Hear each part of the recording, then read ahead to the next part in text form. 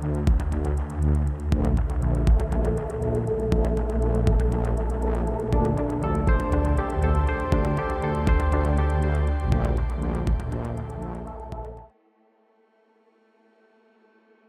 the year 2020, the world had become accustomed to the idea of corporate warfare, that the powerful megacorporations would seek to undermine their rivals not merely through business strategy, but through outright attacks on personnel and assets.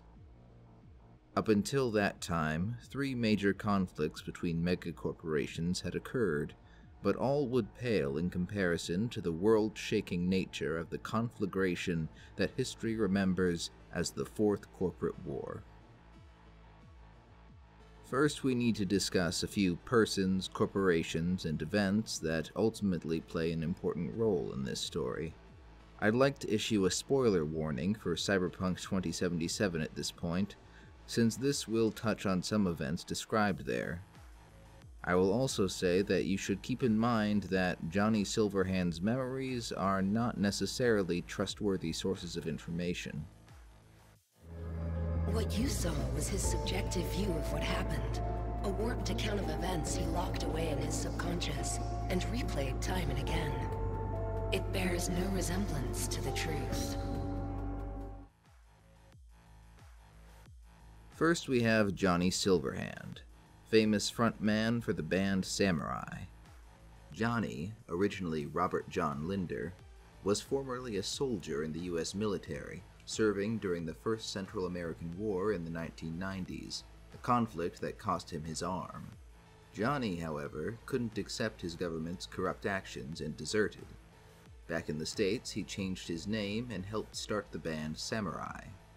Johnny's message of rebellion and his punk persona struck a chord in the disaffected generation of the collapse. Soon, Samurai was synonymous with the rejection of authority and corruption, an association that lasted far longer than the band did. Samurai broke up in 2008 after their keyboard player pushed her abusive boyfriend out a window and went to prison. Even then, Johnny continued his solo career as one of the most popular musicians in the world, telling his story, raging against the government and corporations, and even revealing that he was a deserter, a fact that seemed only to increase his cachet among his fan base and successfully changed public perception about what it meant to be a deserter. His life would take a sudden violent turn, however. In 2013, Johnny played a show at a nightclub in Night City before leaving out the back with his girlfriend Alt Cunningham. As they cut through an alley, Alt was suddenly kidnapped by thugs working for the Arasaka Corporation, and Johnny was left for dead. After his recovery, Johnny gathered a strike team to infiltrate Arasaka's Night City headquarters to stage a rescue. He even called in favors with his old bandmates to hold a free-of-charge samurai reunion concert in front of the building to incite a riot and cause a distraction. We'll get to the outcome of the rescue in a moment, but first, Altiera Alt Cunningham was more than just a celebrity's girlfriend. She was a very in-demand netrunner and programmer. Employed by the ITS Corporation, she was fascinated by the concept of human-AI transference. A netrunner's implants allow them to mentally interact with the net, but what if a personality could be copied fully and formatted as an artificial intelligence? Her breakthroughs in this area were weaponized by her employer in the form of Soul Killer, a digital weapon that would kill any netrunner it was unleashed upon, and trap a copy of their personality for further interrogation. Acquiring this technology was why she was kidnapped. Alt cooperated with her captors even as she planned her own escape. She killed the netrunners tasked with overseeing her and might have escaped on her own had Johnny Silverhand's infiltration team not detonated an explosive at the worst possible moment. Her captor used Soul Killer on her, but once within their system, she seized control of the room's security features and killed most of them. She was prepared to transfer back into her body when the explosion happened and her connection was broken, trapping her in Arasaka's security, unable to even communicate with her would-be rescuers. When Johnny finally arrived, all he found was her lifeless body. Completely unaware that her digitized consciousness had escaped into the net and was at that moment screaming at him from cyberspace, Johnny went into hiding with the help of the Aldecaldo nomad clan. I have a brief aside for one Rash Bartmoss. Not much to be said about his background, but by the time 2020 rolled around, Rash Bartmoss was reputed as one of the most brilliant and paranoid hackers and netrunners in the world.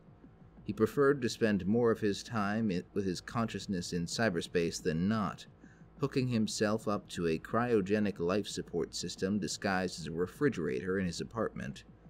He literally wrote the book on netrunning. I'll get back to him because he has a big impact a little later. Next, we have two powerful megacorporations and their enforcers. Founded in 1996 as Armatech Lucchesi International, the company was renamed Militech International Armaments when former U.S. Marine Corps General Donald Lundy became the CEO. By the mid-2010s, Militech had become by far the largest contractor employed by the American military, producing all manner of vehicles and weapon systems. Under Lundy, Militech has promoted itself with patriotic rhetoric of providing the U.S. military with quality equipment for reasonable prices, while positioning itself as one of the most potent corporate powers on the planet. Aside from selling its products to corporations and nations far beyond the United States, Militech expanded its business into providing security and policing services, making them a direct competitor to Japan's Arasaka Corporation. For tough jobs, Militech's preferred contractor is a solo known as Morgan Blackhand, called such for his signature cyborg right arm. Morgan Blackhand was a military veteran, a former member of an all-cyborg Special Forces unit. After leaving the military, he spent a few months on the streets before a Militech recruiter saw him lay out a gang leader with ease and was suitably impressed. Militech made him an offer, and from that time he became Militech's problem solver. He has also earned his reputation through other contract work, most notably by solving the kidnapping of Carrie Uridine, one of Johnny Silverhand's bandmates from Samurai.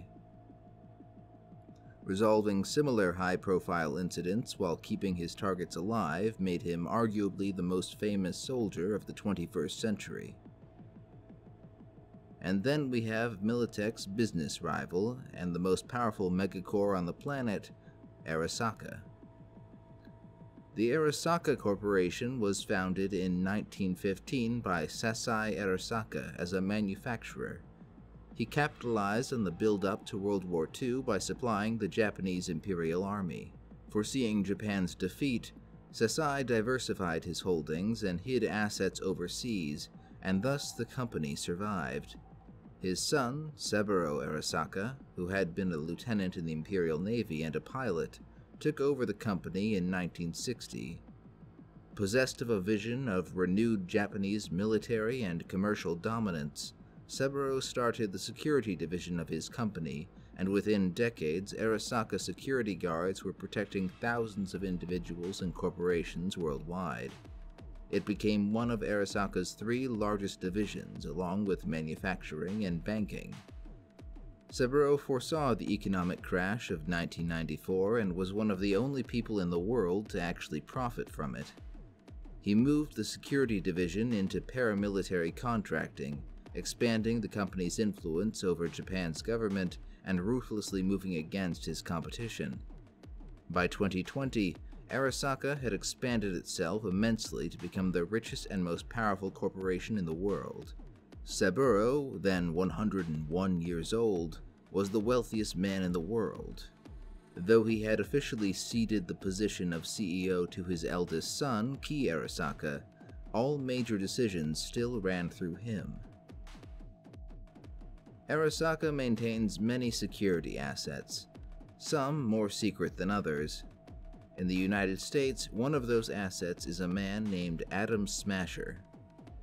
Adam was a gang member from New York that enlisted for the military after the rest of his gang was wiped out. He was discharged for poor conduct after a few years and quickly fell into the life of a hired gun back in New York. Adam's body was essentially destroyed by explosives during a job, but then a mysterious benefactor made him an offer. That benefactor, of course, being a covert branch of Arasaka Security. Adam was converted into a full-body cyborg, or a full Borg, if you will. He's essentially a brain in a jar at this point. He was Arasaka's tool when they needed it, but his corporate masters allowed him time for freelancing, and whatever job he took, collateral damage and civilian casualties were guaranteed. In fact, he insisted upon it. Adam developed a one-sided rivalry with Militech's Morgan Blackhand, but Morgan ignored him and denied his every request for a duel, which of course only inflamed his psychopathic rage. Now, let's get to the events of the war. 2020 saw the failure of IHAG, a corporation specializing in underwater shipping and technology. 2021 would see IHAG file for bankruptcy, with two parties interested in a hostile takeover of its remaining assets, the French megacorporation CINO and the American megacorporation OTEC. CINO moved first to secure a deal to buy out IHAG, but the negotiator was kidnapped outside IHAG's headquarters while the company's head killed himself as another team attempted to kidnap him at the same time. OTEC denied responsibility for the attack, but CINO retaliated by hacking the stock exchange to devalue their stock. The situation began to spiral towards chaos from there. This marks the start of the Fourth Corporate War. OTEC made the fateful decision to escalate by hiring the services of Militech security forces. CINO hired Arasaka in response. Thus, the two largest paramilitary organizations in the world were set into conflict against each other on what would quickly become an unprecedented scale. They had been spoiling for a fight for a decade and now finally had their excuse. At first, their forces would offer support and security to the facilities and operations undertaken by the two nautical corporations. Over time, however, the conflict would begin to shift away from their clients to a fight between the two paramilitary giants themselves. In addition, OTEC and CINO spent a great deal of money hiring freelancers and specialists to take actions against their enemy around the world. The initial stage of the war, termed the Ocean War, lasted about 4 months and was surprisingly destructive both in terms of lives and resources. In an effort to attack one another's corporate assets and supply lines, the combatants managed to disrupt international shipping. Both sides ultimately deployed autonomous weapons that wandered the sea lanes looking for targets to sink, with many casualties even among unaffiliated ships. Even worse, both sides targeted major seaports with engineered plagues to deny the other access to supplies, including Hong Kong, Shanghai, Busan, and Long Beach. A total suspension of international shipping led to a worldwide economic crisis. Ironically, both of the companies that had started the conflict in the first place lost most of their assets as their subsurface bases were destroyed by the opposition. OTEC and CINO were forced to the negotiating table to hammer out a deal at the start of 2022, but by this point Arasaka and Militech had little interest in ending the fighting. To Saburo Arasaka, who had developed his view of the world during the rise of Imperial Japan in the 1930s and 40s, this conflict was becoming the springboard for his holy war to advance Japanese dominance worldwide. Militech was not merely a rival corporation. It was a totem for the Western world order he sought to supplant. To Militech's CEO, retired American General Donald Lundy, the fight was not so personal or quite as megalomaniacal, but he did regard Arasaka as a barrier to Militech's success. By steamrolling Arasaka militarily and economically, he hoped to establish Militech as the premier supplier of military equipment and mercenary forces in the world. He was determined to come out on top. Even as CINO and OTEC began to end the fight over IHAG, Arasaka and Militech were escalating a series of increasingly lethal covert attacks against one another's international facilities and assets. These continued even after their clients terminated their security contracts. It was becoming a war unlike any other. Both companies were international corporations with offices and assets all over the world. This was not a war of borders or holding territory. It was about who could do the most damage to the other's resources. This stage would be called the Shadow War. This is where Rash Bartmoss and Alt Cunningham re-enter the story. Alt's virtual self was contacted by Militech for her help in finding and neutralizing Arasaka's soul killer weapon. With her help, they recruited Rash Bartmoss with a promise to stay out of his way and give him free rein. He would succeed, but his interference would lead to his death. Rash Bartmoss was killed by an assassination team. A rock dropped from an Arasaka orbital artillery satellite destroyed the entire block just afterwards, an event that probably flew under the radar to most people at the time, given everything else going on in the world. But Rash Bartmoss had a secret. Quite possibly the most destructive suite of virtual weaponry devised, waiting on a timer to be let off the leash if he failed to reset it.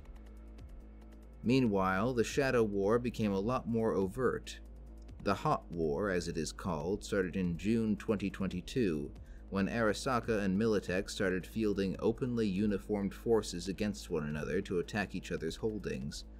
They deployed aircraft, autonomous vehicles, tanks, powered exoskeletons, and combat cyborgs in pitched battles. That on top of a massive recruiting effort for freelancers and contractors on both sides. They even began intelligence operations in one another's backyards to tarnish their opponent's image. Notably, Militech encouraged local revolutionaries in Chile to attack Arasaka-equipped government security forces. Each company became more and more desperate to end the war decisively as the strains of having to make a profit and wage a war began to affect both companies. Hardware that nobody had expected to see continuous use began to break down. Disciplinary problems emerged, and supplies ran low. The fighting was worldwide, with Militech in particular staging offensive operations in Indonesia, Nairobi, Europe, and any major American city where Arasaka had a presence. Night City was no exception. Arasaka responded in kind, and in particular targeted Militech's training facility. The conflict undid much of the work done to restore Chicago, as both companies attempted to deny the other any sort of foothold in the city. Rio de Janeiro saw some of the heaviest fighting of the war. Nationalistic factions in Brazil and Colombia sought to use the war to further their own agendas. Brazil being Arasaka's biggest foothold in South America, Militech attacked Rio de Janeiro with Colombian troops. The resulting battle dragged on for weeks and reduced much of the city to rubble. One of the most disturbing but subtle problems was the inaccuracies and flat-out absurd errors that began to appear in net-connected systems and databases worldwide. At first, both sides suspected enemy netrunners were to blame, but as time went on and corruption escalated, it became clear that there was no rhyme or reason to who was affected. The Datakrash, Rash Bartmoss' final play, had begun. He had spent his time working for Militech seeding his viruses into the base protocols used by every device connected to the net. Every connected device was infected. Yet the war continued. The corporations began using satellite-mounted orbital artillery weapons to attack one another and destroy other satellites. This in particular created tensions among the High Riders, people who lived in orbital facilities and stations. Then one day, a kill satellite firing at another satellite missed its mark and placed its ordnance into the orbital path of the Crystal Palace. one of the largest space habitats ever constructed. 3 High Riders died intercepting the projectiles. 2 days later, the High Riders of Station O'Neill 2, another of the Earth's major orbital habitats, declared independence, starting what is known as the 7-Hour War. The European Space Agency deployed forces to quash the rebellion, but with many of their resources down the gravity well on Earth, they were outnumbered and repulsed.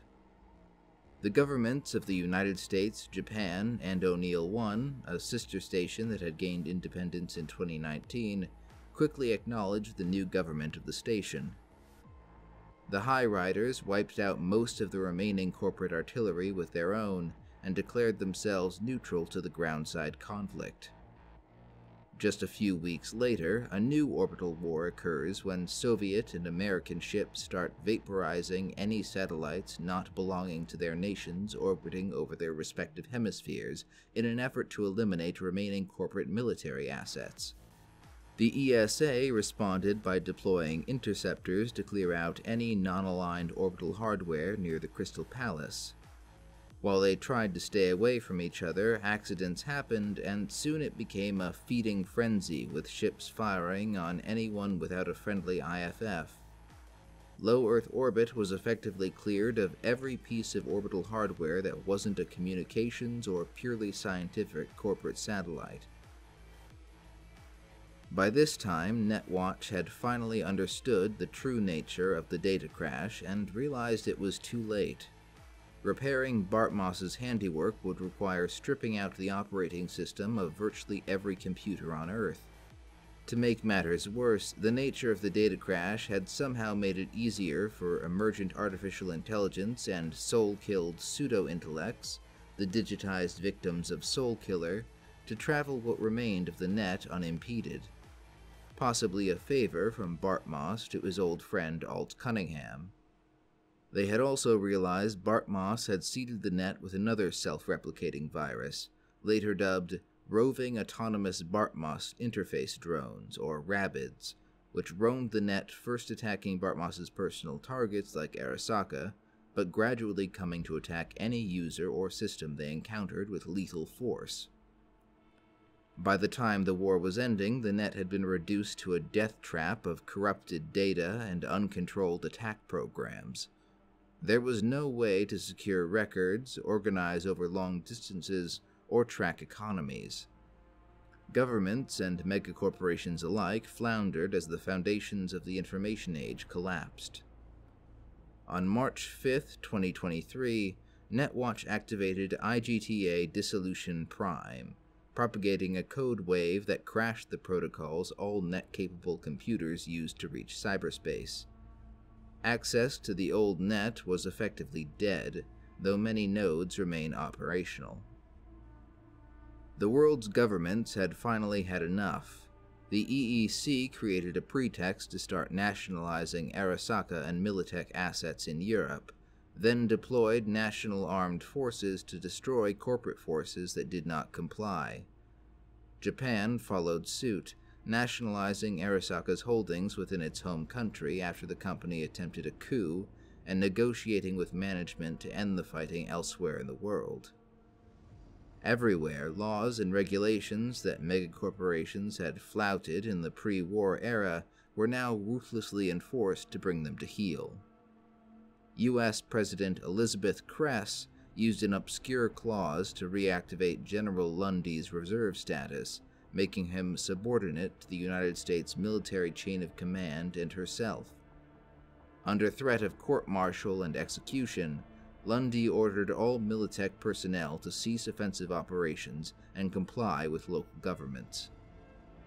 Apparently consumed by regret for his actions in the past year, Lundy spun off many of Militech's subsidiaries into smaller corporations and divested the company of many of its assets.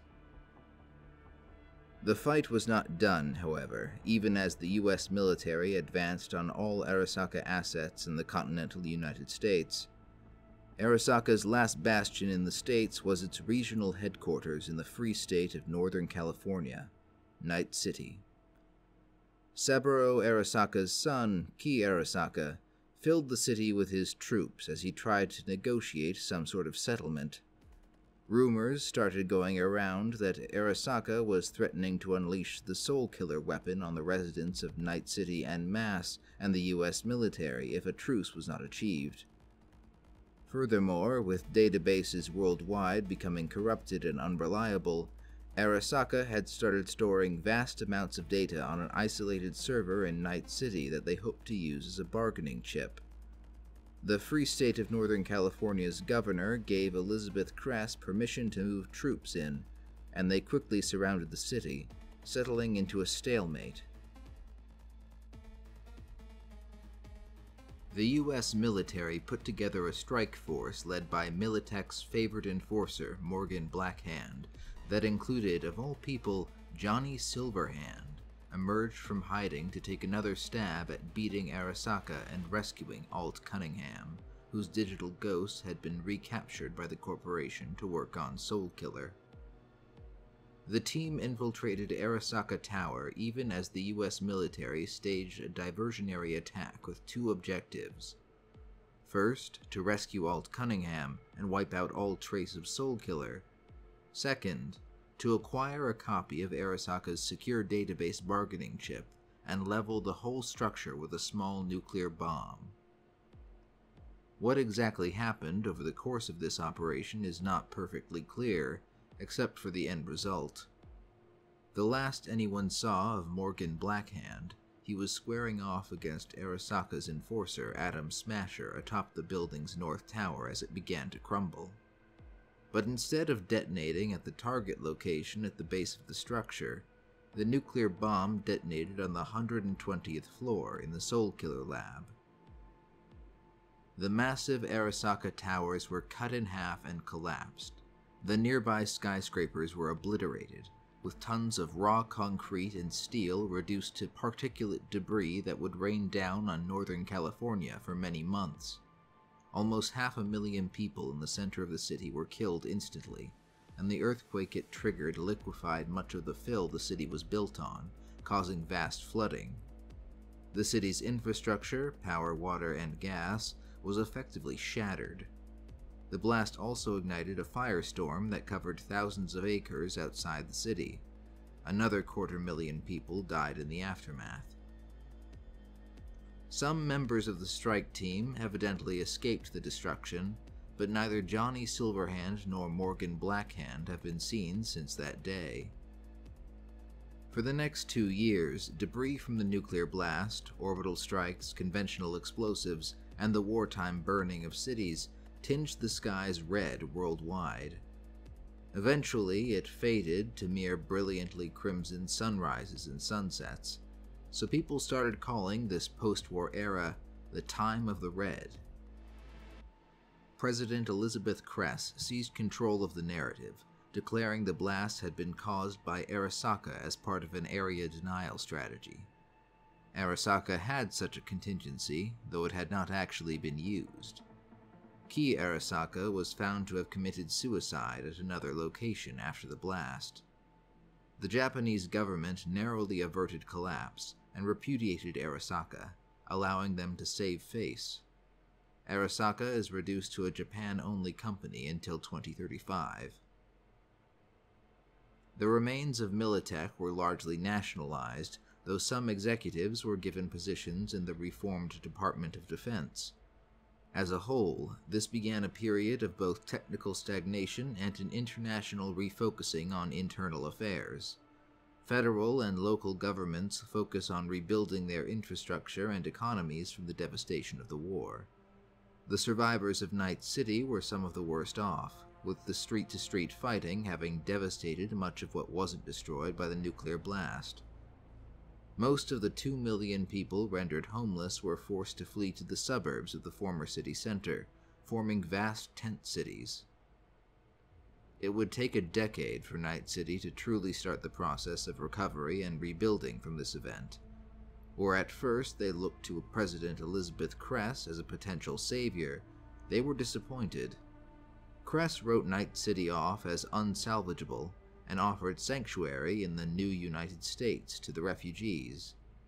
She saw this as a way to bring the free state of Northern California back under the sway of the federal government. Instead, the people of Night City became more determined to rebuild without shackling themselves to the government in Washington, D.C. Worldwide, the status quo had changed for megacorporations and national governments. Where before the war they could operate almost heedlessly of any national law, now national governments were far more restrictive. Some corporations could still wield regional influence, but nothing like the sweeping international reach they had before.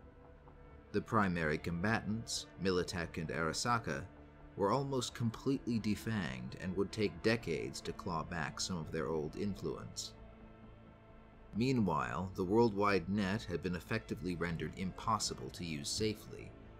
Instead, more closely policed local networks would start to replace its usage in the coming decades. A few years after the war, Alt Cunningham would re-emerge in the remains of Hong Kong's net infrastructure, the city having been evacuated due to a bioplague attack during the war. There she established the Ghost World, a haven for rogue AIs and the victims of Soulkiller. Supposedly, Alt has used many other abandoned corners of the old net to create such havens in the decades since. So there you have it. A world reordered by the overreaching ambitions of two men with too much power, greed, and sheer egotism.